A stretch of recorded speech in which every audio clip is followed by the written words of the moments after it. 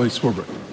Emia, e tautoko ana ia I ngā kōrero me ngā mahi katoa a tōna kāwanatanga.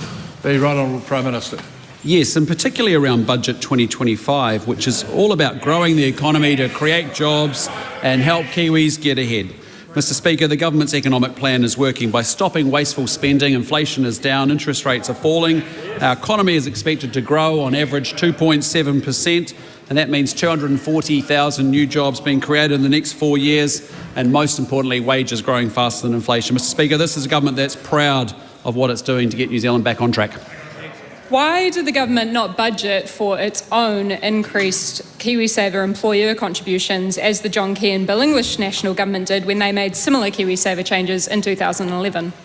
Because we think we can fund that quite adequately through baselines. Does he accept that if the increased KiwiSaver employer contribution costs must be met out of agency baselines, driving wage growth lower than otherwise, and the cost will be represented in the next budget, then, for all intents and purposes, this is a predictable cost which the government has failed to budget for? I just disagree completely. This is a government that makes sure we get maximum value for money out of every dollar that we spend. And we expect each and every year to be looking at the total pool of expenditure, not just the layer cake of new spending, but the total spend that happens on a portfolio. We expect that to be worked over really hard to make sure we're getting maximum value for money. Is the Prime Minister there saying that he did not work really hard through the employer increased contributions to KiwiSaver that the government is now liable for? I'm just saying we're very comfortable that they'll be taken out of baseline. Does the Prime Minister disagree with the Treasury when it says in the Budget Economic and Fiscal Update that, quote, we have assumed that employers will offset the majority, that is 80% of their higher contributions via lower than otherwise wage increases?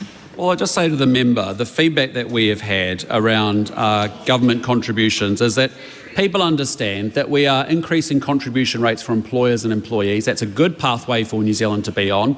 And whether I look at an 18-year-old on minimum wage, whether I look at a 30-year-old on the average wage, typically it looks like they'll have 25% bigger retirement balances. Increasing the employer-employee contribution is good because it makes New Zealanders wealthier. They have bigger retirement balances. Supplementary. A supplementary question, the Honourable Nicola Willis. Does the Prime Minister agree with the late Sir Honourable Michael Cullen, who said at the introduction of compulsory employer contributions to KiwiSaver that, quote, the government recognises that over time employer contributions may effectively form part of the wage negotiation process, which will be for employers and employees to mutually agree? That's right, yes. When the Prime Minister says he's going for growth, per Treasury's own advice, why is this growth at the expense of wage increases for New Zealanders? Well, I am very proud that since this coalition government was formed, in every single quarter we have wages growing faster than inflation.